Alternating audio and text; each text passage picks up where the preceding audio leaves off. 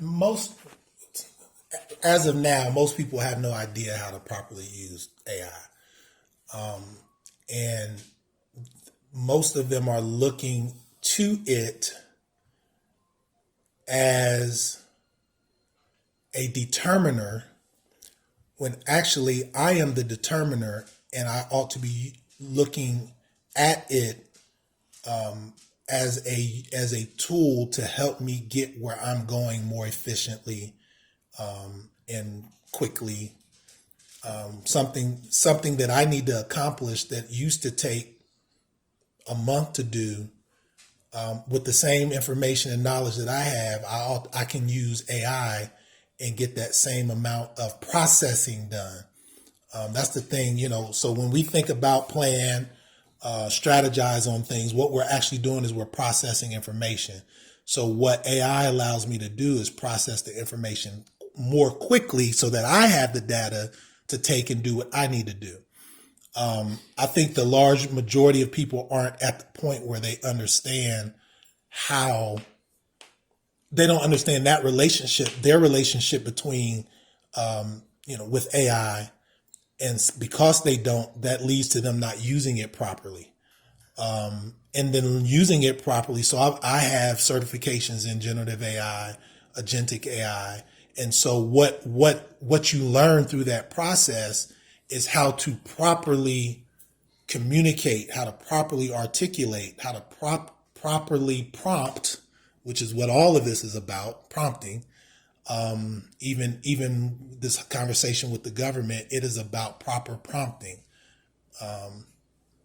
You can mean the right thing, but say the wrong words and end up not getting what you want. And that's the same thing with AI.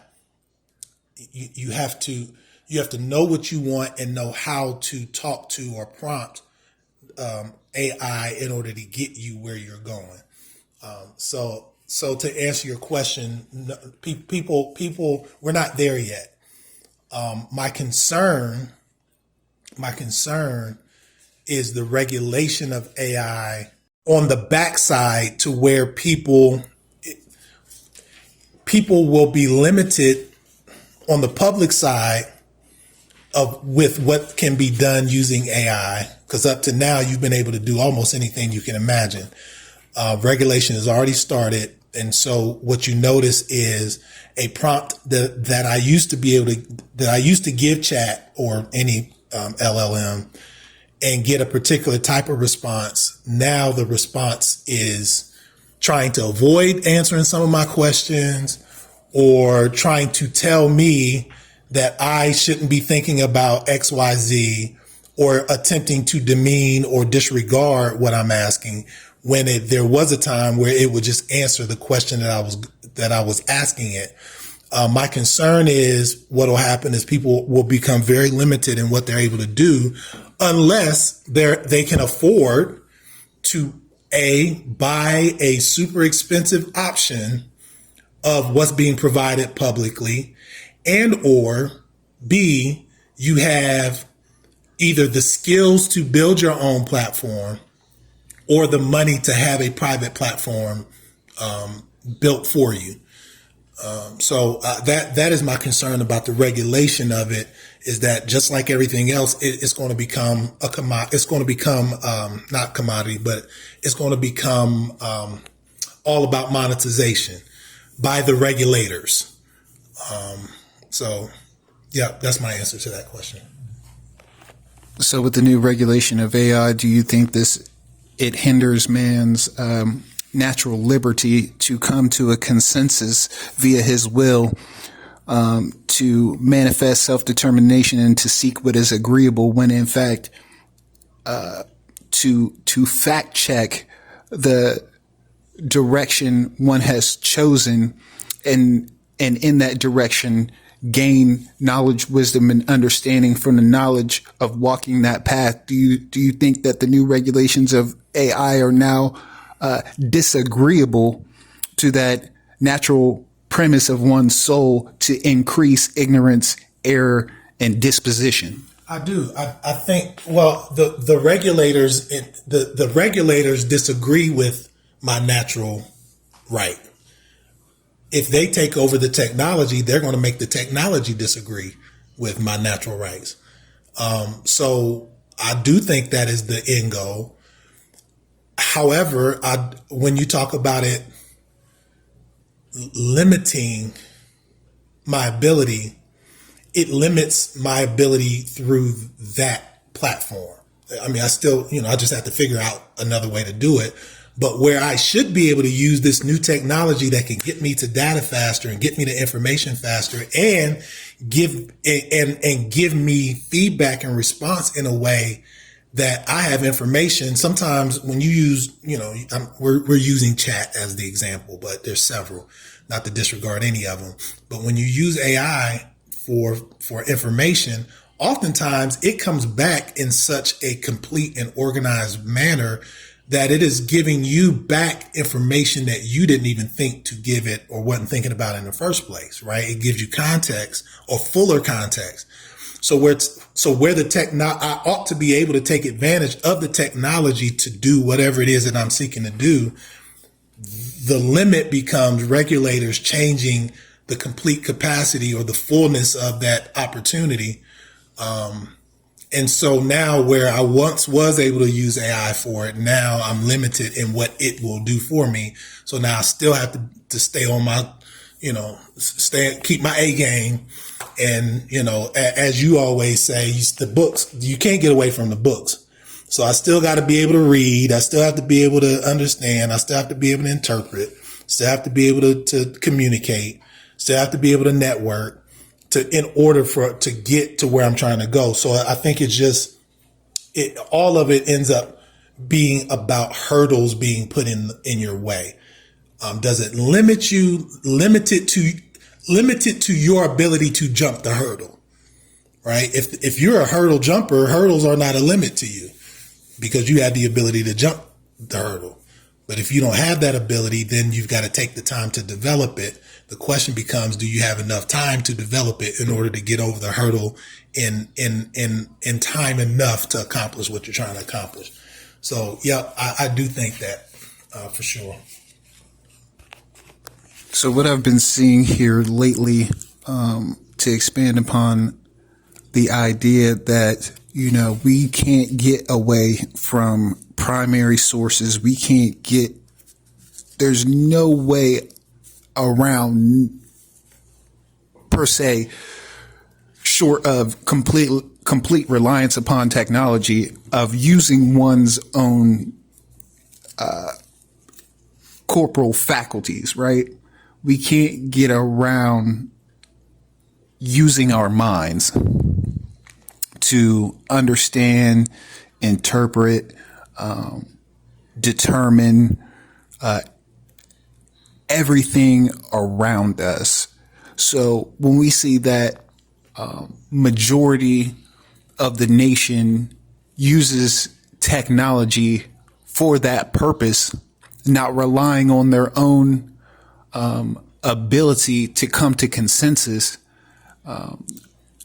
not relying on their own impunity, but allowing the system to compute the information first, and then, like chat, issue a organized response or thought or ideology based on the natural facts, right?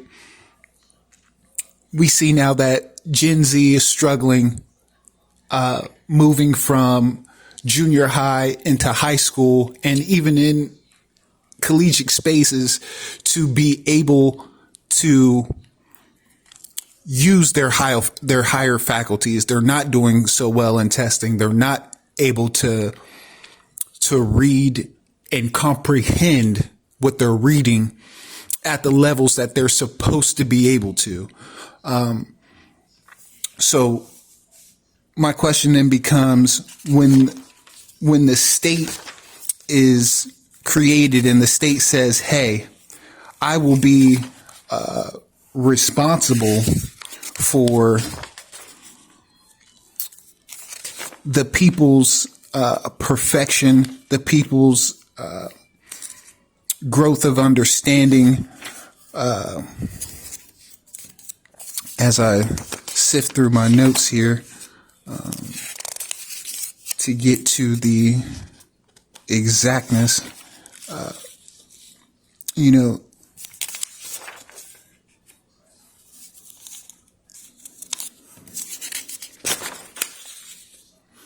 let me, while you're looking through that, you're saying something that I've got a thought about. The danger, the concern and the danger here is the complete reliance upon anything other than myself. Number one. But let me reframe that. Let me add to that.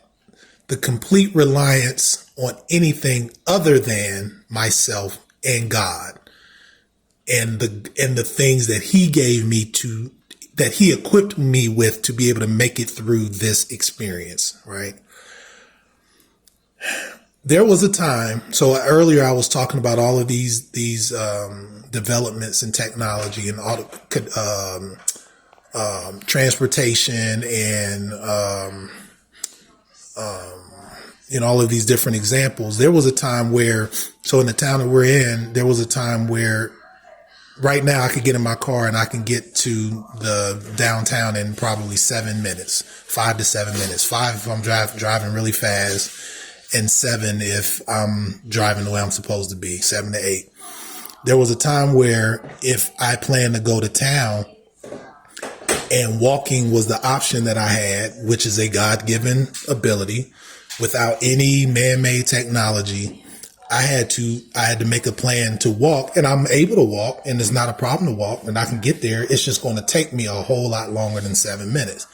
It may be a half a day journey to get there and a half a day journey to get back, right? By the time I start walking,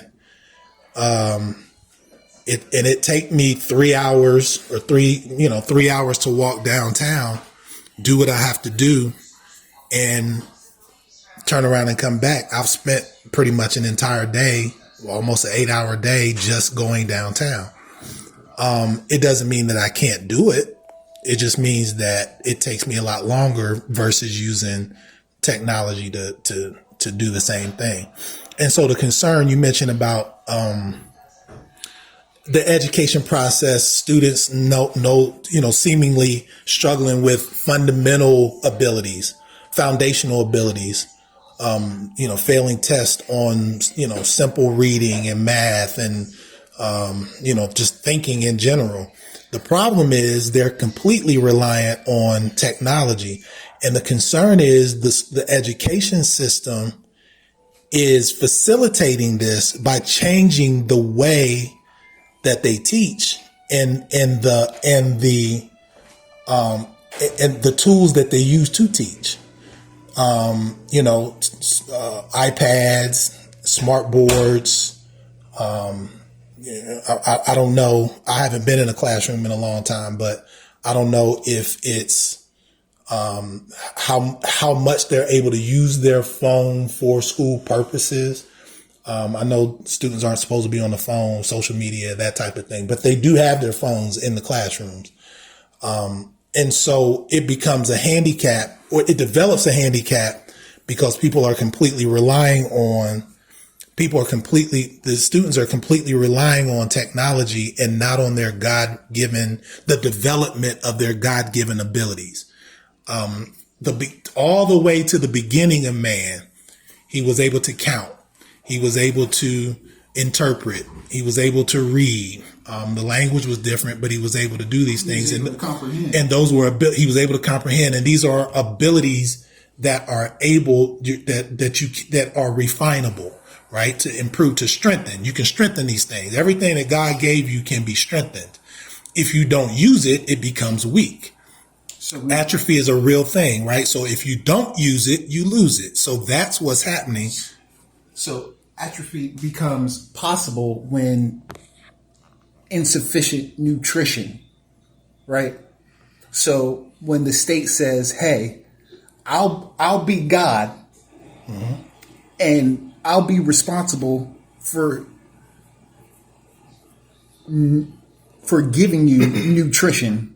I'll provide a subsequent nature to facilitate you, or a city, a metropolis, a state, and under the constitution of that state, if it is not agreeable or reasonable, and the state takes on the nature of God to make sure that the nature and the constitution and the reasonableness of the environment is nutrition to the soul and facilitates good use of man's faculties, and is considerate of his maturity, considerate of his perfection, and takes on consideration of his overall development.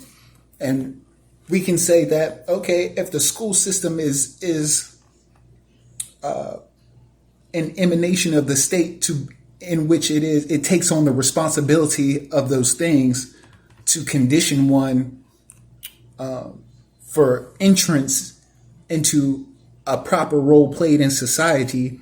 When the school system fails, is it then who is to blame there? Is it the family before the child gets to school, when the child comes home? Because the parents are busy now more than ever trying to make a living, because nobody really makes a living anymore.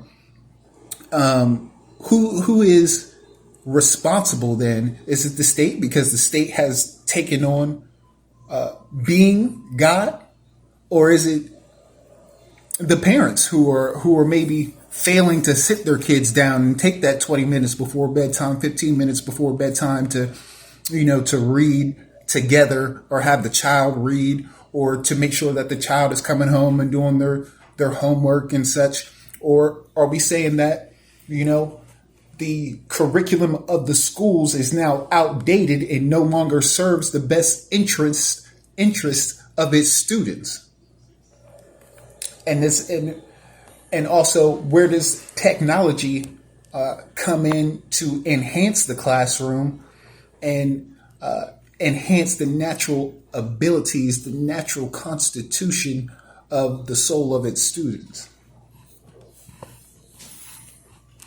It's a good question. I think the simple answer is whoever is actually in charge is the one to blame. Now, there's a complex explanation of that answer. There's an overlap of jurisdictions, I would say, because when we send the kid off to school, then you are under the jurisdiction of the state. Yeah, well, and even being, some might say, even being tricked into the idea that you had to send them anywhere in the first place. So there are things that we do because we've been led to do them, and we don't really truly understand the fullness of what we're doing. So we've been misled, not knowing that we've been misled. We've been taught that this is just what happens. This is the right thing to do, and So the correct answer is always me. Like the correct answer is always home. Home has been assigned the ultimate responsibility. What happens is we transition that assignment to the state, trusting that they're going to do what is in our best interest, only to find out that they are only doing what is in the best interest of the systems and the powers that be, that want to leverage us for their best interest. It is not in the best interest for me to send my dependents anywhere to get anything away from me. It is in my best interest to be the one that's providing that. However, you have to give consideration to the fact that this is not how most people think. This is not how we've been conditioned to think. This is not information that we've been given at a young age. We haven't been trained to know, hey, it starts with self, and providing for self and taking care of yourself and all of these things. It's a dependent culture. Everything is built on needing them for all of our fundamental needs in that type of thing.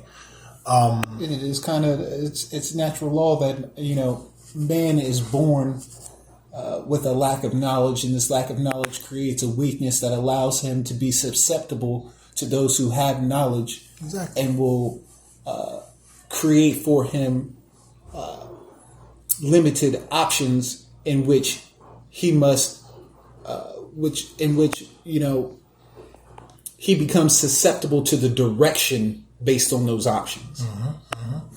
And it makes me think of a sleeping giant. Is it the giant's fault because he was lulled to sleep? It could be. How could you allow somebody to lull you to sleep?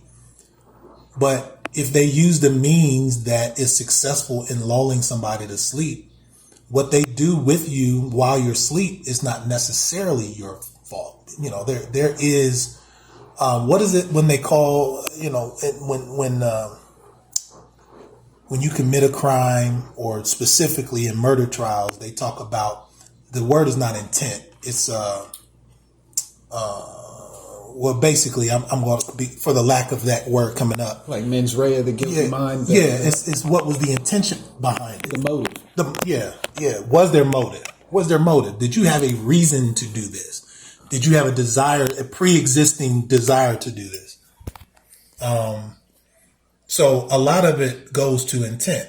And so my intent can't be wrong if I was misled to believe that it was right.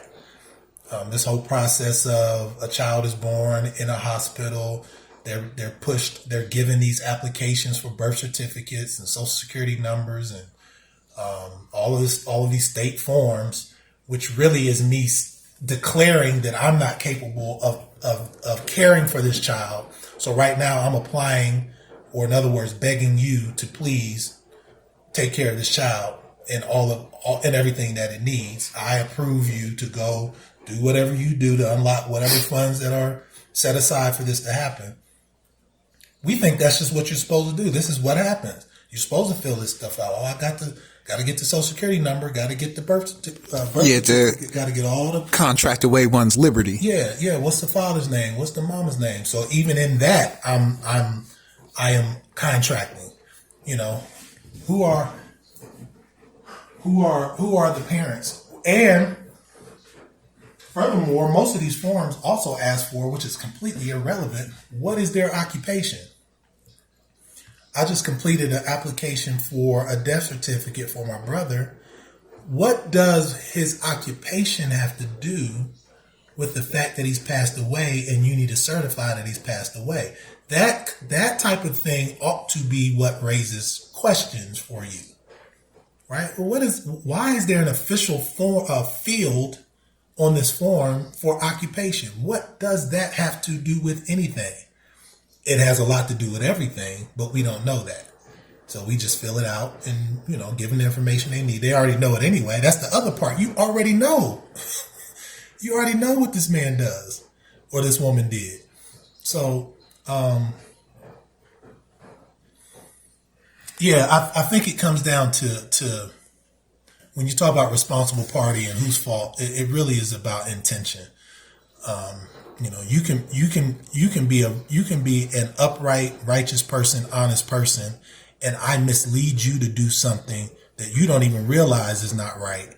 You think you're doing the right thing. It's not your fault to the extent other than you believed me. But if I didn't give you a reason not to believe me, then you were doing what you felt you should do. So I think that's what it really comes down to. Technically, is it Holmes' fault? Yeah. But at the end of the day, that's not the game that's going on. There's been a whole lot of trickery going on, and that's what we're living with. Because we've contracted in a way the right to inform children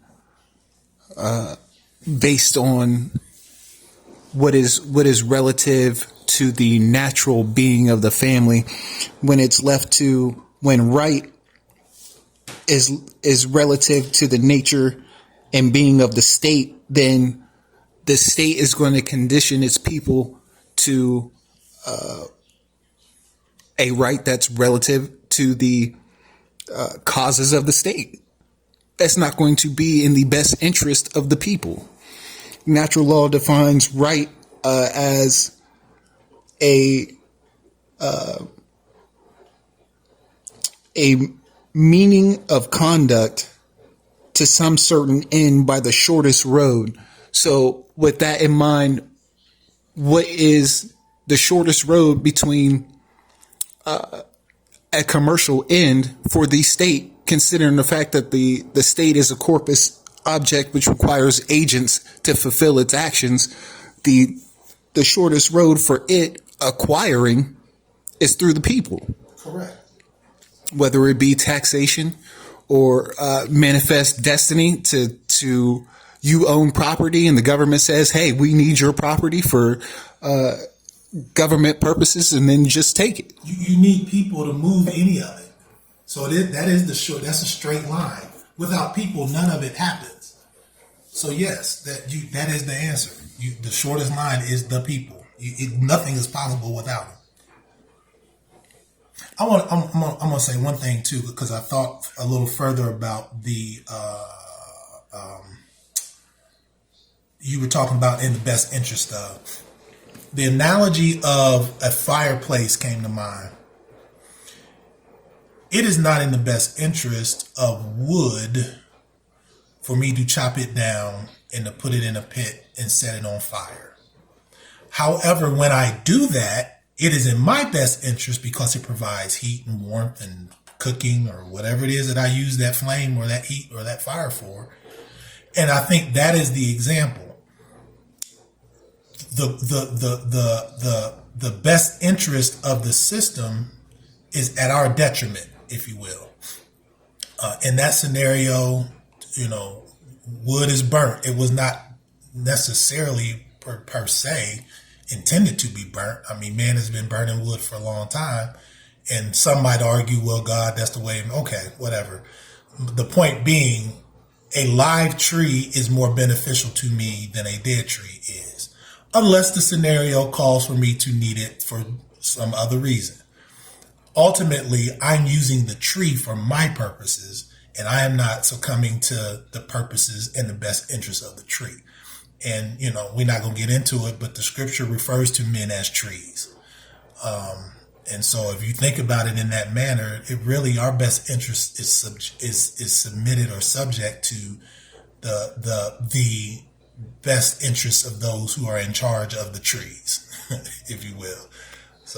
And so that, in saying that, it says that man, like a tree, produces fruit, and, right and wrong then become relative to the nature of that thing which produces. Absolutely. And something else just came to mind. There are some trees that are protected. There are protections that you can't cut, you can't burn, you can't bother, you can't do anything. So I think that's the other part to think as well. There are some scenarios where trees are under protections. And so it is naturally, so it is spiritually.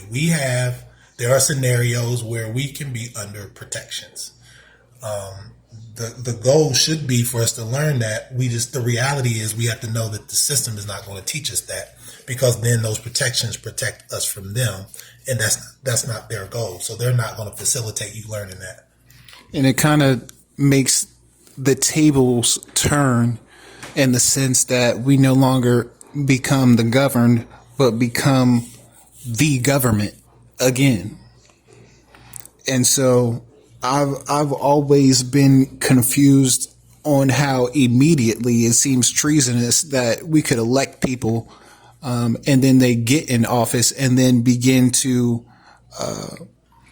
defy the natural will of the people in the creation of legislation or in its administrative operations in any of the quartered instruments of the government, its agencies, the judicial, the legislative, the executive branches. When these defy the will of the people, then it automatically, in my interpretation, defies the soul or the Constitution or the natural law, and thus becomes treasonous to the body. It creates maladies. It creates error. It creates prejudice.